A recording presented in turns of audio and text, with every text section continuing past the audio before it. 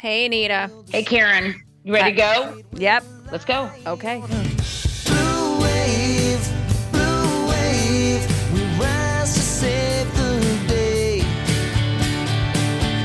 Only me, only you can let our hearts sail away on a blue wave.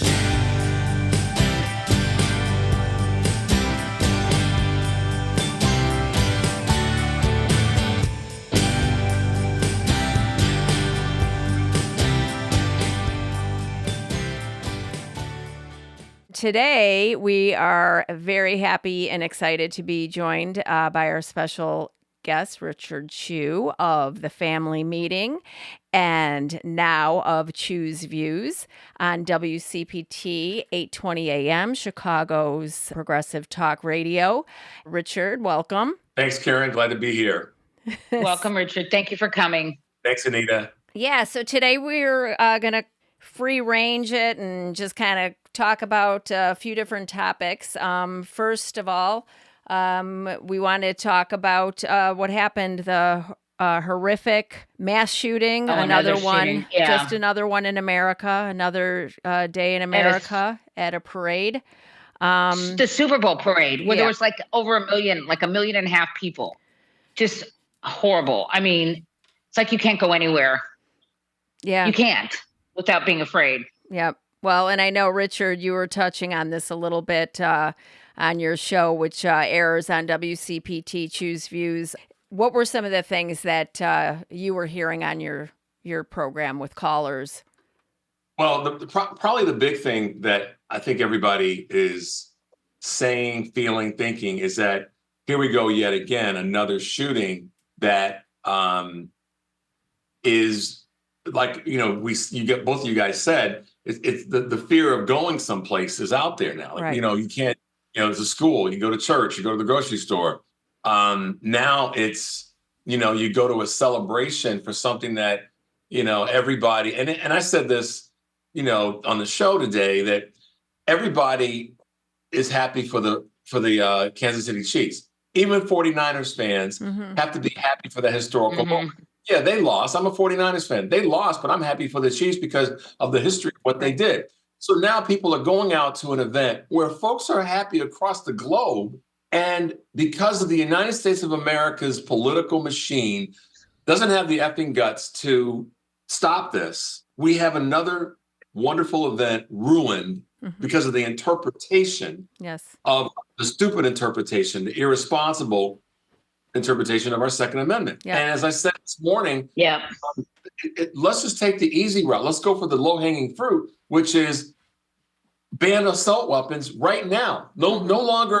We know it's effective. We know it's effective. It worked before. We have evidence, exactly, Anita. We have evidence that it worked, and we have the contrary, which is when it was allowed to expire, what carnage we've all had to endure because of Exactly. it. And even though, from what I read online, that the primary gun used was not an assault rifle, that's not the point. And I know that the gun advocates are going to take the position that it's not assault weapons, it was someone with a hand, whatever. Well, yeah, but he brought a gun to a parade. He brought the gun to the parade. Right, People should not be carrying guns at parades or in Anita, bars. The thing that's hurtful about this, there's two parts about it. One that's hurtful and one that's angry, creates anger. The hurtful part is, I think a lot of people now are going to potentially one of two things.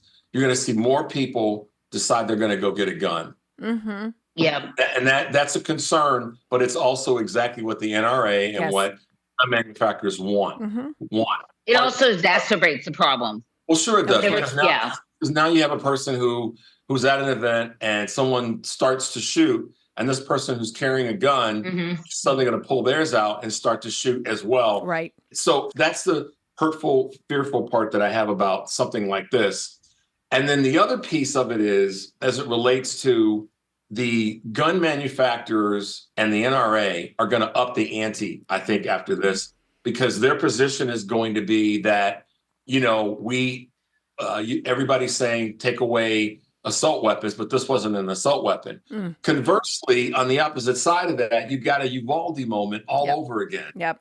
You got all the security. You got all these people that there was to protect. a lot of cops Now, there. one of them could stop it from happening. Yep. I don't give a crap about after the shooting takes place. Right. None of them could stop it from happening. No. So once the gun's been fired, it's too late to say, "Oh, we've got all these armed police officers here." Yeah. It doesn't matter. It doesn't matter. No, this makes me so angry. I was listening with my husband. He was listening to this sports station that he listens to 24/7, and this guy was talking about, well, maybe we have to start thinking about how we do parades. Maybe we should start holding them in stadiums. Well, then it's not a parade. Right. There's like 1.5 million people at that thing. You Right. cannot have a stadium holding 1.5 million people. Why should we have to change the way we live? Why should we give up our freedom to go to a parade, to go to a nightclub, to go to a grocery store, to go to church, to go to school, to send our kids to school? We always have to live in fear. What about our freedom? Yeah. What about our freedom from fear? I think the courageous thing.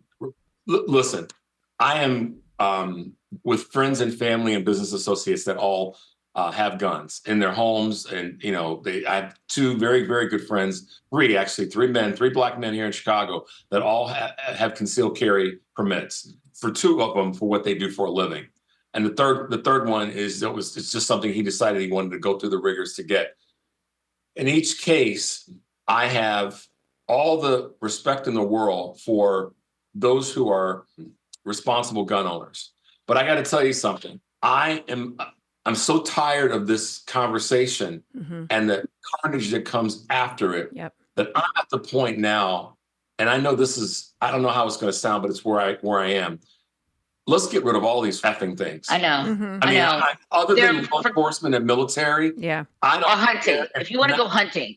And here's the thing: if you want to go hunting and you're going to own a shotgun or a rifle, that's it. You cannot own these other weapons of war and to kill people.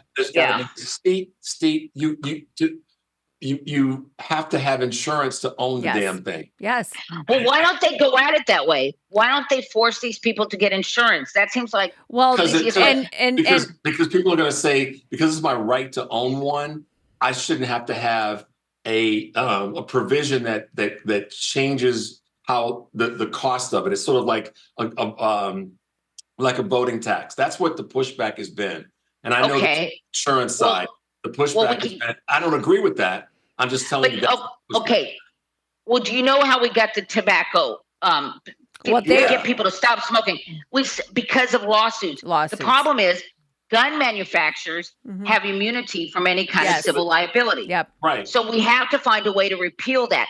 That is how we take them down. Yeah. We have to change. Look, the only way we're going to do that to get anything to happen is it's going to at some point have to be constitutionally adjusted.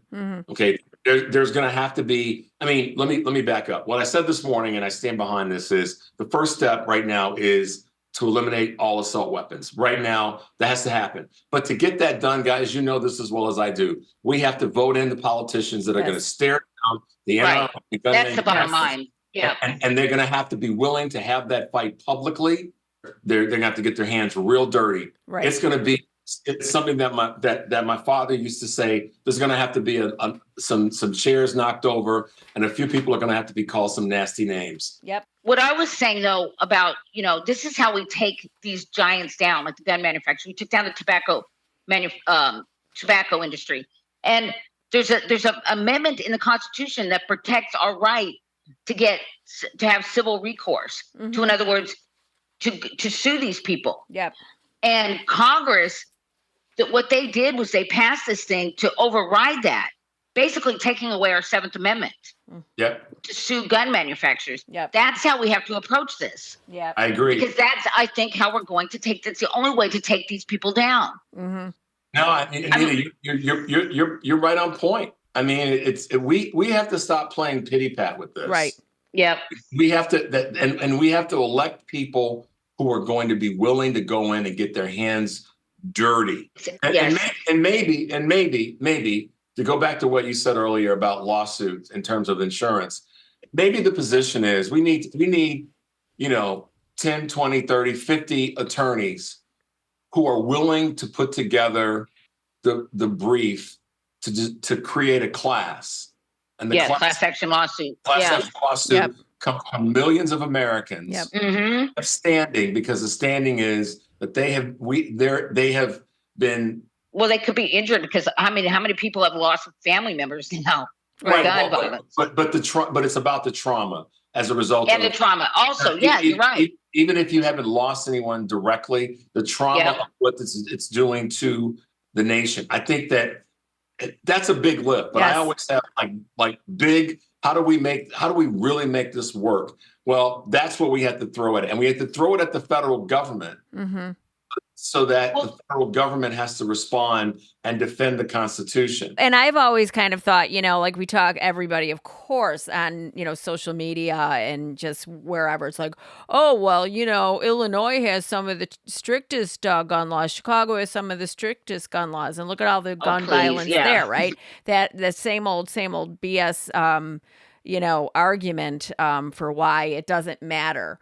If we pass safe gun legislation. But I mean, what about lawsuits from from the state of Illinois?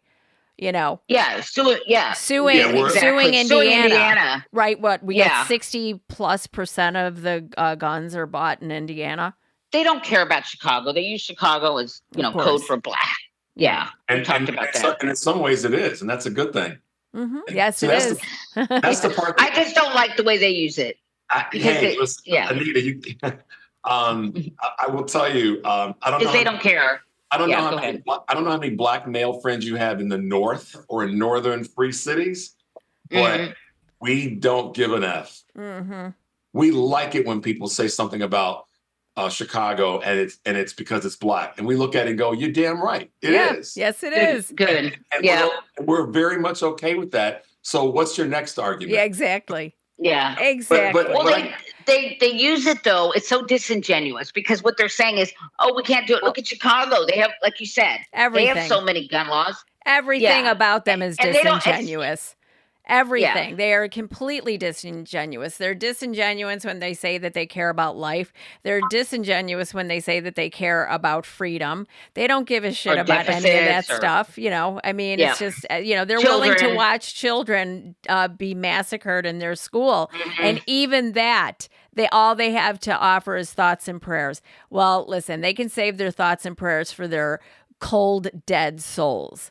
Okay, because they're going to need it. Let me ask a question because, of course, I wanted to move into Project 2025. How do you think this all plays out if, God forbid, and I don't think this is going to happen, but God forbid, the Heritage Foundation and Donald Trump and the agenda of the of Project 2025 gets implemented should he get installed, because some people want to play around with their votes and throw electoral college votes to Donald Trump. So how do you see this playing out as far as guns? Do you think that this authoritarian Trump MAGA, do you think that they're going to give people like us guns? They're not going to let people like us have guns. In Nazi Germany, they encouraged good Germans, to have guns, to buy guns. As a matter of fact, before the Weimar actually restricted guns until the Nazis came in. And they actually encouraged it, just like Republicans, right? Except for Jews or gays or whatever, any kind of marginalized group in Germany at the time, were not allowed to own guns. Yeah, but the Nazis actually did encourage it. So they would encourage it because they're using the Nazi playbook for everything. First of all, I mean, obviously, that's you asked the question, what if? Obviously, we can't let that happen, and we got a lot to do, but no, we can't. in the what if scenario, if that were to happen and he were to get elected, and he were to start to try to implement some of those things, this is what I think will happen.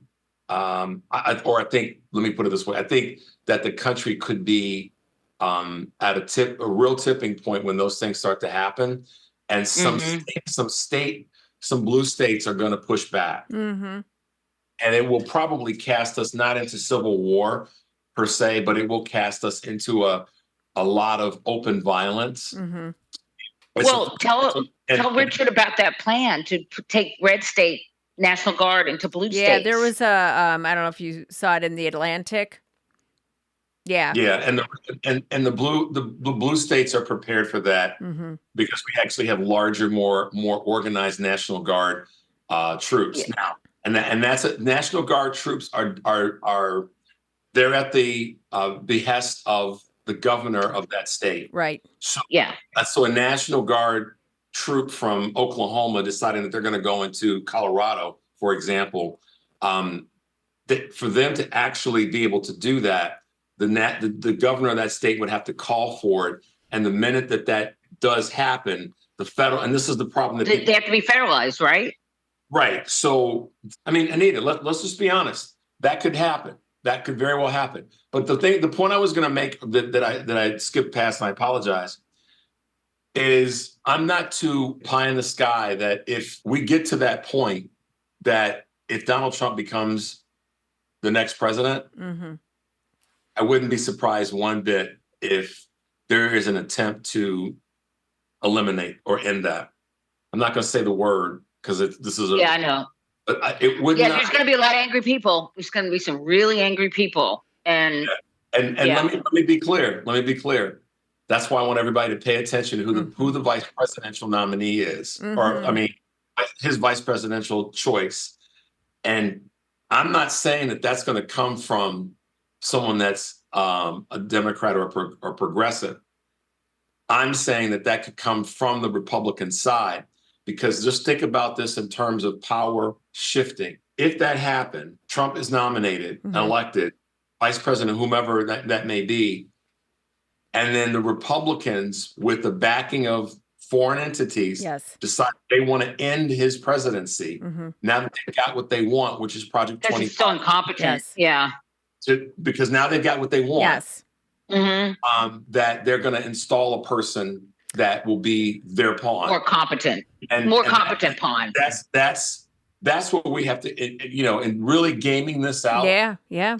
I'm not one to be blind to the fact that our country has taken out leaders in other countries. And I would not be surprised that if Donald Trump became the next president, that's a short-term presidency for the purposes of installing their person that has foreign ties. There's a reason that there's movies like Manchurian Candidate that are made. There's a reason that we have incidents where we've taken out leaders in other countries. So I don't see that for a minute. What leaders do we take out? Covert actions. Let me put it that way. That's the covert actions of our work in Central America. I mean, Anita, you're way too well read to not recognize.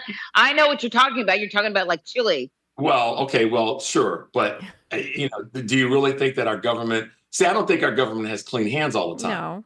No, I don't either. I don't think our government has clean hands, but we have to differentiate between our government now under Democrats than when we're under Republicans who do all this bullshit, like Hoover.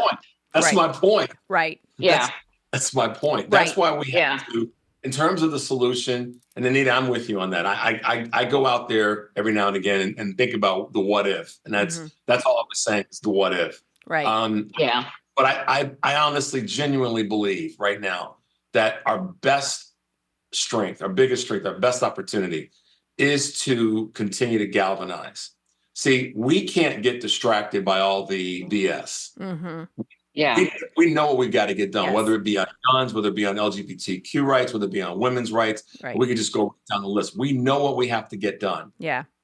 And we have to be relentless about that, which is to make sure that we are assembling and making sure people are registered to vote and not getting distracted. Yes. But the Republicans are so good at the rap fuckery. I mean, they are. Well, and I'm thinking about it too. And, it's always this back and forth. It's just like, no, we're not going to be able to do anything, in the Senate. So now it's going to have to go, he'll be tried in the court of law, so we can't do anything to take him out. And then they don't do something in the court of law. So then they say, oh, we're just going to leave it to the voters to decide. Well, the voters decided in 2020. Yep. They decided to coordinate, send fake electors, do their little, what was it? The Green Bay sweep, have all their, Republicans and the House of Representatives, so I mean, it gets to this point. So like where we're at right now, I think, Richard, what you said, it's exactly right. We can only do what we can do. And so like for me, it's like the stuff with the Fani Willis stuff. I mean, yes, I was just watching it because I kind of want to know what's being said and I want to see her, bitch slap all of these people. Mm-hmm. I'll be honest. But all of this rat fuckery that they're doing legally to try and delay, and like this stuff with throwing dirt on Fani Willis, and there's zero, it pertains to nothing. It doesn't matter. I know. It doesn't make them less guilty. No, exactly. So yeah, so that is all the noise, right? They're trying to create all these little fires over here and make noise over there or whatever. Yeah, look over here. Don't pay attention to how guilty we are. Yes, distract us from the work that we need to do. And that is sounding the alarm about what the Republicans want to do with the help of Project 2025, using that agenda, installing, getting... And our right. Go ahead. Well, I think our positive agenda, and I was telling Karen about this, and maybe Richard, you're probably familiar with this, like FDR's 1941, that speech where he talked about the four freedoms that I think we mentioned earlier. I think we need to, I hope the administration uses this in their campaign, because this freedom of speech, freedom of worship, this just condenses it to something everybody can understand. Mm-hmm. Freedom of fear. Yes. Freedom of want. Freedom from fear, freedom from want. I mean, that you're absolutely right, Anita. I mean, and hopefully, that the administration and the campaign engine has those things in their hip pocket to use. Mm-hmm. I have a certain amount of confidence in what the DNC and the administration's activities will be and what they're armed with. Mm-hmm. I really do think that they're taking seriously the importance of messaging like never before. Mm-hmm. And I think that that's something that we have to be prepared to further their message. Richard, on your show, you've been talking about, this whole Biden is old narrative and just how you were saying that, you think that he should lean into it. Yeah, this is how I want President Biden and the administration and all of the team there to handle this. I want President Biden to lean into this from this perspective. And I've been saying this for a couple of weeks now. President Biden in the next press conference, the next couple of press conferences or whatever, he should say, look, I'm old as hell. Mm-hmm. And I know I'm old as hell. He said, but this is what you all have to understand. I've gotten more done than presidents that were 5, 10, 15 years younger than I am currently. And I challenge any one of you in the media press corps, in the White House press corps, right, or any of the audience, I challenge any of you at your current age to get done what I've gotten done as president. Yep. I'll challenge you right now. He should ball up on that one and say, I'm basically telling you to bring it. Yeah. Because you guys are coming at me about how old I am, how incompetent I am. Yeah. But look at what we've gotten done as a team. Right. And I don't do, and tell people, just be straight up and say, I don't do everything. I do a lot, but I don't do everything. And our administration, our team has gotten all this stuff done. And I challenge any of you to do the same thing. Mm-hmm. That just go hard. I mean, exactly. Anita, that's the Chicago way. You got it. You gonna come at me like this, I'm gonna come back at you. Yeah. And I'm waiting. I'm wishing if I had 5 minutes with President Biden, I wouldn't try to talk to him about anything to do with any policy, not one thing, period, in. I would say, President Biden, this is what you should say to the press corps, to the country, and to the world. Mm-hmm. Yeah, I'm old as hell, but this is what I've gotten done, and I need one of you to step up. Right. And all their ideas are old. They want to take us back to the dark ages. Well, they have. I mean, they're not only old, but they're failed. Every policies. time, trickle down economics. Every time, seriously, every banning time abortion. every time the question is posed to Mitch McConnell, what is your agenda? What does he say? Well, I'm going to have to get back to you on that. They have no agenda. They don't have a platform. They never had a platform at the RNC. No, because it's whatever Trump says, and he's an idiot. It's racial. It's exactly. It's all. That's all it's about. We have 4 borders. It's racial. It's the border, the southern. The southern border. It's about keeping women at home barefoot and pregnant. Which is code. That's what they're really trying to do. The code is. We have to protect. We have to protect pro-life. We got to let you have. They don't have any platform. So they just want to settle, grievances. They just. And if you want to, and you're right, Anita. If they want to say something's old, he should say you all's agenda is old. I'm 81, and I'm far more progressive in going forward and moving the country forward than you guys are. And I'm talking about the extreme right and the extreme left. Yes, they're regressive. Yeah, and I mean, and it really, like we've talked about it a little bit too, like, the far, the extreme left, and, I'm sorry, but the Code Pink, Medea Benjamin. Oh my God. When they're you're anti-war, right? Well, you're anti-war. They're getting funding from China, and then they're going and they're protesting outside Bernie Sanders' office, the Ukraine war, instead of go to the Russian embassy. Go to the Russian embassy. Go protest there, because you know what? If they want the war to end, the Russia needs to get out of Ukraine, and they need. I mean, yes, that's how it ends. Crazy. That's how we have. That's peace the only way it's going to end, because Ukraine is the only thing they're doing is defending their own land. That's right. That's it. But yet, here's the thing that's so crazy about how Republicans are so about America first and protect our land and all our sovereignty and all that. But when Ukraine tries to do that, right? Suddenly Ukraine is wrong. And so it's what if Canada and Mexico one day decided, you know what, we're tired of these MFers to the south and to the north of us. We're going to invade the United States of America. Yeah.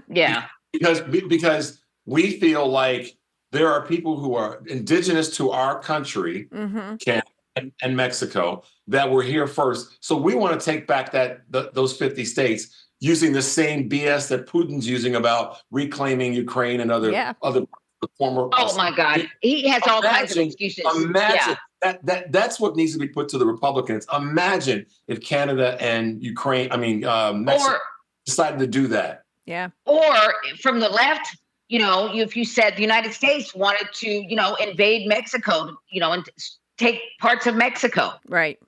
I mean, because the left is going to see that as imperialism or colonization. Right. Yeah. Colonialism. Right. Yep.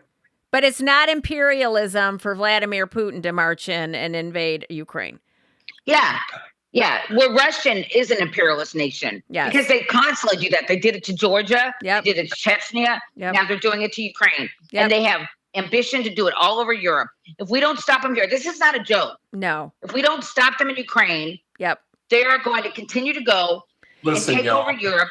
And then they're going to take us on. Yeah. If they invade, if we don't stop them, I mean, in my opinion, we should put them down.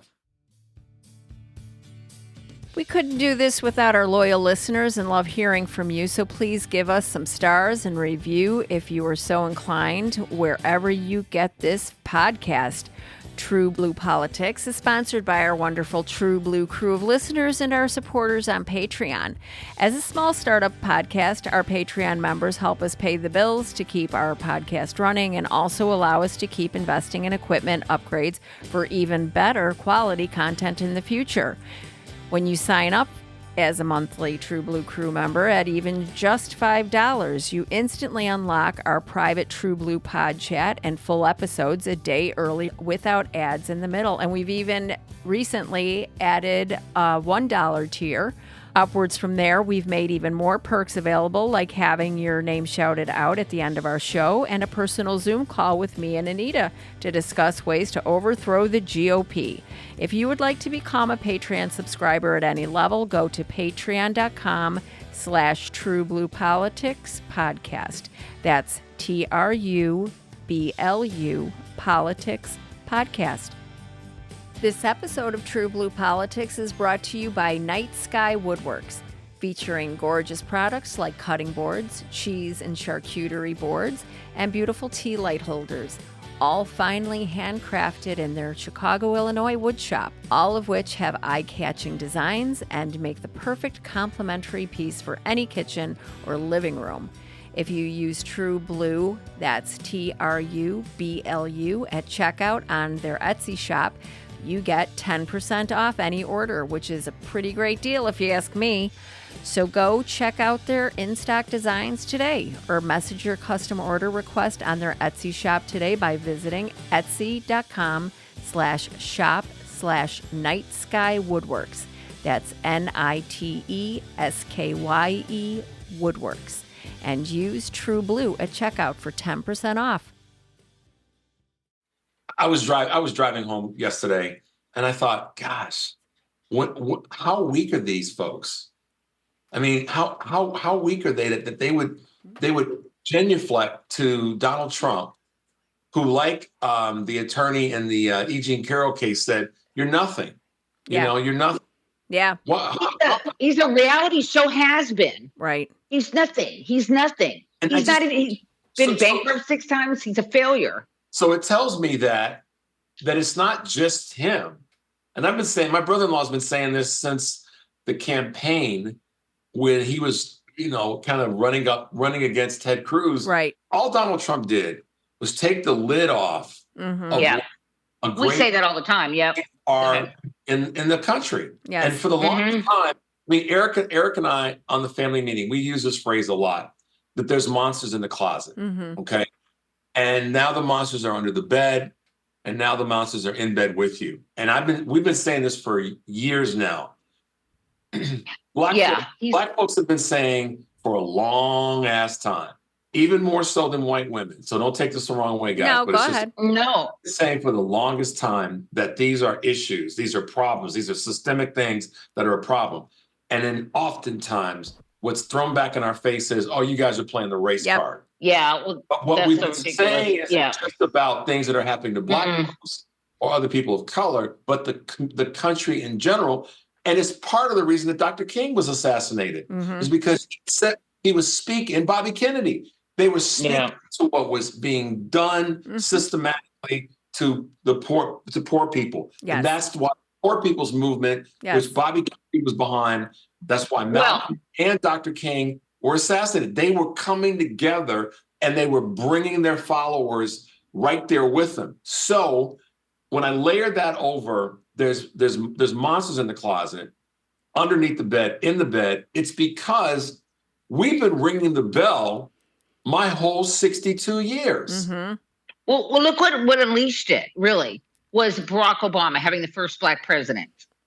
And then Donald Trump was king of the birthdays. I'm not saying that it wasn't there. Of course it was there. But that really freaked these racists, freaked them out. A lot of people that wouldn't have considered themselves racist, all of a sudden, because I remember our friend Lamont was like, didn't think these people were racist. He's a Black Republican. And he was like, he was shocked. The people he thought, that he knew were racist. I wasn't. Yeah, I wasn't shocked either. But Lamont Jefferson grew up in a military family, and he grew up going to military schools. So he wasn't exposed to a lot of things. In the military, like even my husband was a military brat also. You cannot behave that way. You cannot be like they can't discriminate in hiring and all kinds of things like that. But I will tell you, Anita, I mean, I get it, but listen, coming from a Black man's perspective from the military, the Marine Corps, depending on who your CO and your XOs are, that shit does happen. And I will tell you it does. So I'm not saying it doesn't happen. I'm just saying for a child's perspective, if you were overtly racist and you were a kid, your parents would hear about it. Right. Well, it's not. But see, here's the thing: it's just about the conversation around racism. It's a conversation that's around the ongoing bias and systemic and systematic use of power to keep parts of our community, many parts of our community, from progressing. I mean, look at what's happening right now when it comes to the conversation around voting. Mm-hmm. No, I get all that, but that ties into how the freak out over electing the first Black president. I'm not saying that it wasn't there. No, I mean, I'm just saying that really slapped. That really did. It slapped them in the face, and they're like, "Whoa, what's happening here? I can't believe this country would elect a Black president." I really do think. I'm not saying that we weren't racist after that, or we weren't racist before that. Right. It's that for some reason that just kind of, before they were, content. A lot of people were content to believe that, we'd overcome racism, right? We had the civil rights movement. Everything's good now. Do we elect a Black president? Yeah. Yeah, a lot of white liberals. Well, a lot of white people. Well, believe that. Listen, I don't know how much they actually believed it, or if that's what they were just saying. I'm not saying everybody. Yeah. That's what they were just saying to try and say, oh, look, I have a Black friend. I'm not. It's. I have friends and family. Yeah. President Obama was. I'm not a racist. Yeah, I voted for Barack Obama too. A lot of them said that. Yeah. Exactly. Let me tell you, a lot of people were patting themselves on the back by saying that they voted for Barack Obama, and that was sort of and that was coming from independents and liberals and some moderate Republicans. Yeah. Listen, I know what you're saying, Anita, because I live it every day. What happened was a large percentage of the country that their belief system got basically uncovered, or the tent got taken off of them. Barack Obama's ascendancy to president.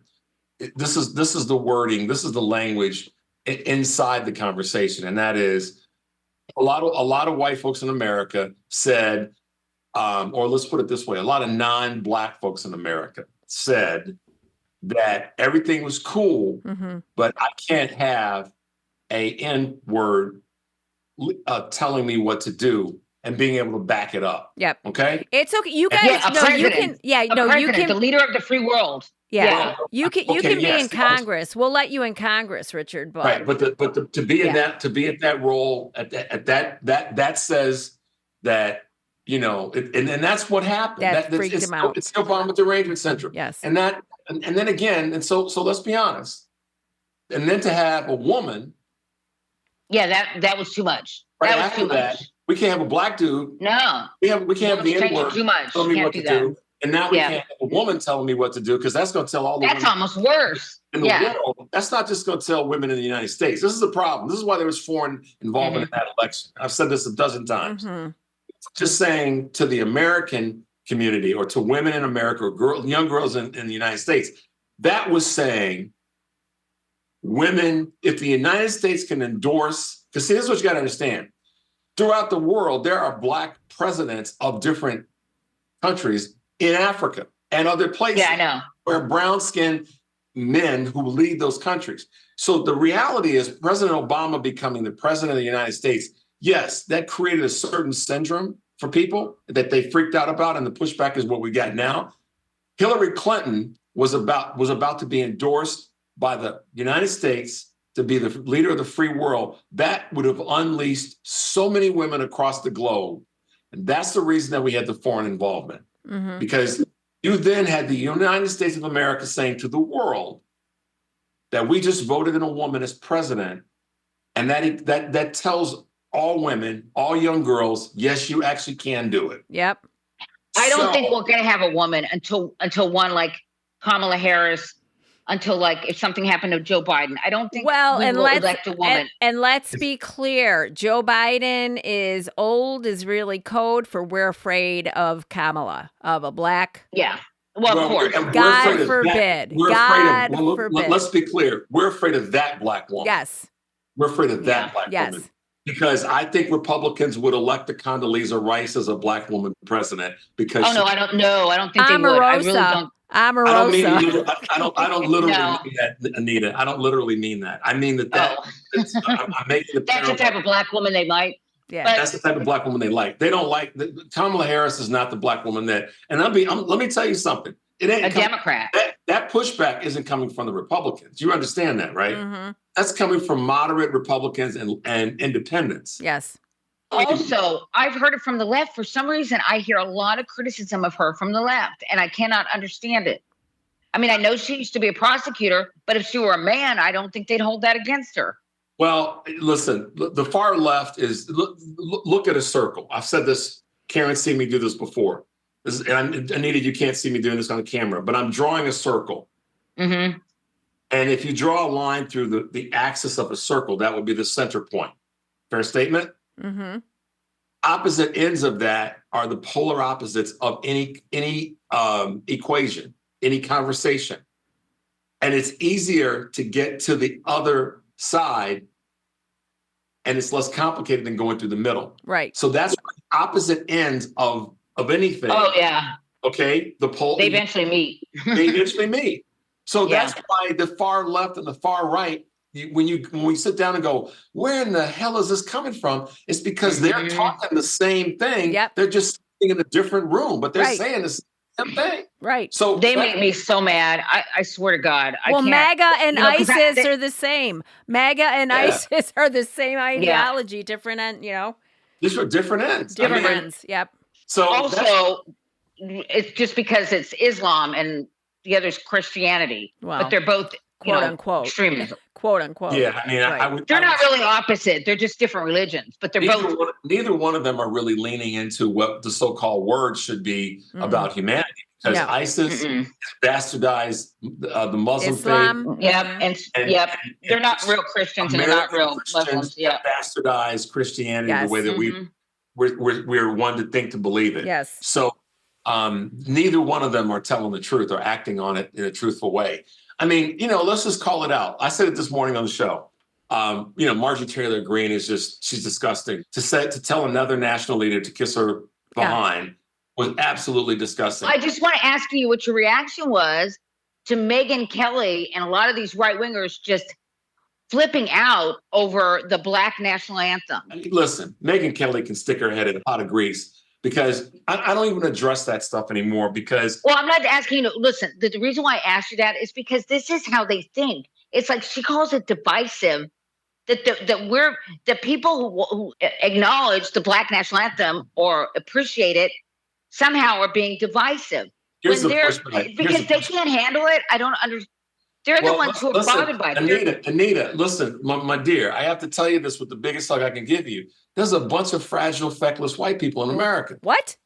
I know that. Okay? Yeah. So that just lump that into that bucket and free yourself from that having to figure out what the F is wrong with some of these people. That's just who they are. Mm-hmm. Megyn Kelly, no matter how much money she got paid to walk away from Fox, she's still that same fragile, feckless, had no real influence person anymore. So she's got to stir some shit up so that she can go, look at me, look at me, look at me. That's what that was all about. I mean, Megyn Kelly has already cast herself in the die of acting in a racist way. Jesus was white, Santa Claus is white. I know. On and on and on. I mean, so you just have to go. But it wasn't just her. There was a number of people on the right who did that. And it was really I just can confounding. I mean, I understand. Let me ask you this question, Anita, and don't hate me for this question. Why do you need to spend any of your precious time trying to figure these motherfuckers out? That's true. Why? I mean, I'm not saying that to be a jerk. I don't know why I waste my time. I guess because there are people that are influenced by them. But see, listen, Anita, I'm just going to tell you this story. I've told this story before. And I really, really want to put this out to you because it will help you a lot. And it will help a lot of, when I hear my white cohorts, friends and family and loved ones twisting themselves in a pretzel trying to figure out why people are doing this shit, I tell them, listen, they're doing it and you ain't going to fix them. Right.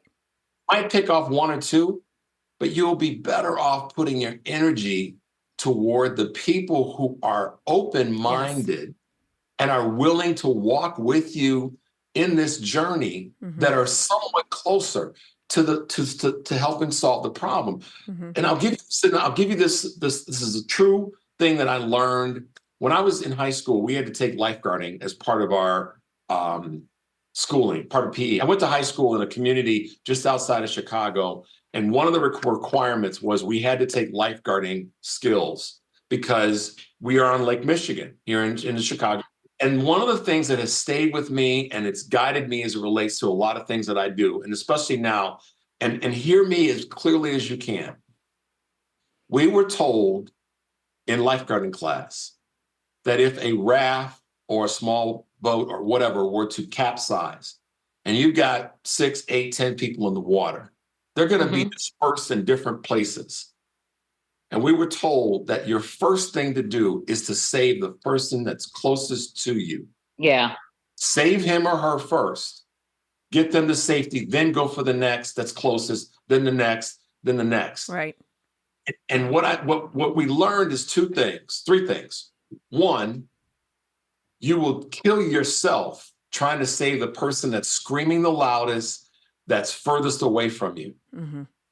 Second, you will lose all the other people who you could have saved trying to save that person screaming the loudest and furthest away from you. And third, by not saving who's closest to you first, then another, you lose the power of galvanizing the people that you saved who can help you save more people. So Anita, from now on, and I mean this, when you see this craziness that you just mentioned, don't waste your time on trying to figure out why they're doing it and all this. You know deep down inside. I know why she's doing it. So don't waste your time on that. Spend your energy on the no. There's no well to it. I'm gonna cut you off there. You should give yourself permission to not be worried about who she might be influencing because they're already influenced. Thank you. She's completing them. Or they want to be influenced. Right. Put your time on the people who are standing at your doorstep asking you to help them get on this cause. Don't be trying to get in your car driving down the street to help somebody that's 3 miles away. Forget them. Help the person at your doorstep. No. Can I say this? Okay. Anita heard this story. I'm going to tell you because I told you a little bit, but Tiny Tim at Coffee, okay? He's over there and he was complaining about the fact that, black people, have this, their own happy birthday, kind of a religious version of happy birthday, right? Yeah. And I've just kind of stopped. Like, I'm not listening to you. I have nothing to say to you. Because he is that guy in the water that's furthest away yelling. There is no chance. I used to think that if I pushed back and pushed and pushed and pushed, I have pushed back on this guy so many times in the last 2 days, despite the fact that I've had all this pushback and everything else. He came out and we were talking about the opera. Okay, I went and saw Champion. Yeah. Went and saw Champion, Richard. It's at the Lyric Opera, and I don't know if you know the story about it. Yes. So I went and saw it. It was like probably the most moving opera I've ever been to. It really struck a chord in me because it was current. It was something that we're all dealing with right now. Emil Griffith. Okay.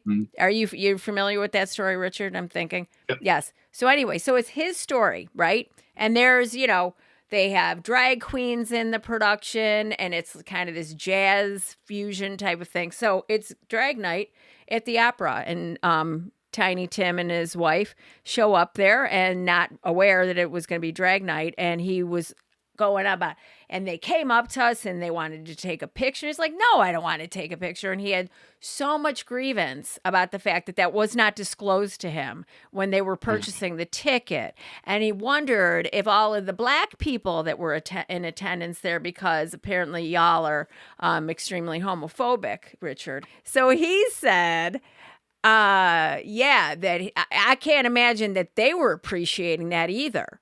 And it's like the music wasn't that good and the what. I was there. The music was phenomenal. The storyline was amazing. It makes me want to, grab a biography about him and pick it up and learn more about him. It was an amazing, amazing story. Anyway, and then, right on into yesterday, he was, or was it today? Maybe it was today. He starts talking about, this happy birthday. And, they always have to be different. Okay. Now he claims to be a recovering attorney, a recovering liberal.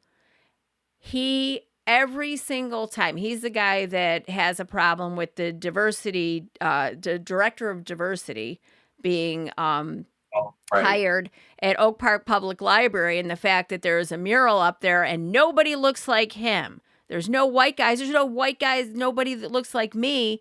So it's like this whole so again, he's the guy off in the distance, waving his arms around, screaming about stuff and all of his little grievances. I'm like, I'm not saving this guy. I'm done. White dudes are just done. I mean, seriously, they are such snowflakes. All of them. When you have that person that's like that, I mean, this is. I would just say to them, if you choose to engage with them, and say, listen, man, it sounds like you're a wannabe Republican. Why don't you just go ahead and join their squad? Yeah. Rather than I think he has. I think he just tries to trigger Karen. Yeah. Just go ahead and push them and say, listen, man, it sounds to me like you're a wannabe Republican. Just go ahead and join their squad. Stop. Then you can hate on everybody. Yeah. Nobody will bother. Nobody will care that you're hating on everybody. We ain't got nothing for you anymore. No. This isn't about you. Go join that squad, and then we can all be happy. Exactly. Just be honest. Just come out. Come out of the closet with it. You know what I mean? Like, just that would really mess with them, Karen. If you come just out of the closet with it. Come out of the closet. Come on, and leave it there. Yeah. Just leave it. Just say, look, man, you need to come out of the closet. Leave it right there, and see what he says. Yeah. Oh, I'm not gay. I didn't say you were gay. I said you need to come out of the closet. The closet is you're a closeted Republican. Yeah. Yep. And go on and be that. I got no hate for you. Right. If you're about to step out into the front of a bus, I'll pull you out of the way, but I don't want you around me anymore. Yeah. So we're going to bring it all in and then end this. So here's the thing. So we need to focus and work on the things that we can and that we have control over. And we need to put aside row the same direction. Row in the right. So put aside the noise of the Megyn Kellys, of the Waters, what's his name, Jesse Waters, Charlie of all of the Trump attorneys that are trying to throw sand in the gears, And what we need to do is focus and do what we can do, and that is getting the word out, the threat of fascism that the Republican Party and Donald Trump pose. Should Donald Trump get back in, we need to reach the people that are reachable. We need to talk to them. We need to write the postcards, make the phone calls, join the text banks, knock on the doors, do everything, drive people to the polls, make sure that people are registered to vote, checking their registration to make sure that they haven't been purged, because that is a thing. Get the people that we can get. Get the independents, get the Republicans that are just disgusted with what they're seeing with Donald Trump and the Republican Party lying. I mean, because it's all out in the open. They don't care about immigration. They would have voted for that bipartisan bill that was put out there. They don't care. Yep. So... No, they don't care about anything. They really don't have a platform. They really don't care about anything. No. They look at everything as how it will help them politically. Right. And listen, a good example of that being so currently true right now, real time, is the way in which Tom Suozzi won his race in Berk District 3. On immigration. Yep. He leaned into the issues. Listen, he solidified his base, Democrats in that area. And then he didn't pivot. He just tacked a little bit to the center. Yep. To get those independents and moderate Republicans that know he's down with making sure that they're happy too, to a certain extent. Well, all he had to do was say, I will vote. I would have voted for that immigration bill. Right. And she said she wouldn't. But to that end, to that end, that's getting the folks that are close to you. Yes. That's getting people that are gettable. Yes. It's having your foundation, the first person in the water, foundation, second person, third person, foundation, and then tacking a little bit to the center to pull a couple others. Yeah. That's how he won that election. And in some purple districts, that's the methodology that needs to be exactly. And then we as the supporters of the voters and we're all the things that we're doing supplemental to that, we have to make sure our message is getting our baseline and then reaching out to get more and pulling one at a time. I think that's the winning strategy right now, to get all that we can get that's closest to us rather than trying to reach for that one that's furthest away. And the efforts that you have Yeah, who's maybe splashing around and wearing themselves out, and then they end up going under, and then they're lost. Right. They're lost. Well, thank you, Richard. It was really enjoyable. Thank you so much. And again, anytime you guys will have me, I'm totally down for being with you guys, because we're pulling and pushing in the same direction at the same time. Yes, okay. We'll have to continue this conversation. I'm sure. And Richard, go ahead and say, so we can find you where and where. So I am now the new host of Choose Views Monday through Friday from 6 a.m. to 8 a.m. on WCPT's AM 820. You can also find us on TuneIn Radio. And now, as of Wednesday, we are on Facebook Live. So we're leaning into having the broadcast also be on YouTube. That's probably a few weeks away. But for now, I'm leaning in really, really hard to bring pragmatic, progressive conversation to all of us, to have a venue for everybody to bring their concerns to the table and be able to talk about them, and then be able to move in a solid direction. Linking up with guys like you, with TruBlu, and all the thing that Chicago sexy liberals are doing, and sexy liberals throughout the country, and other progressive voices. So I'm really, really excited about that. Yes. Well, you are welcome anytime, and we're excited. Absolutely. Thank you so much. Happy to join you on either one of your shows, and thanks for having me on when I call in early in the morning before I had my coffee. We're gonna make that a regular thing. Yes. And I'm still part of the family meeting on Sundays from 4 to 6 p.m. Yes. All right. Well, great. Thank you, have Richard. a great night. Thanks for joining us. My pleasure. Have a great night, guys. Yeah, so that was great. So yeah, I mean, I am so excited for Richard because he really is. I mean, you can tell just from talking to him just how, I mean, he is so on point with everything that he says. And if you tune into Choose Views on WCPT 820 AM Progressives Talk Radio, it is Choose Views, CHEWS Views. And then the family meeting is how it sounds. So anyway, but yeah, it's awesome conversation. On Sundays, I love to just kind of listen. I've called in there a few times, but for the most part, I just like to listen to the conversation and get the perspectives. But I think that this is it, and Anita, you and I talked about this is exactly why we're doing this podcast, is so that we can have these important conversations and, and kind of workshop, how do we message this? How do we talk about this? How to, to the people in our lives, right? Our family and friends, to figure out exactly, because then they can take it and then they can go on and they can, use some of the talking points and feel more comfortable.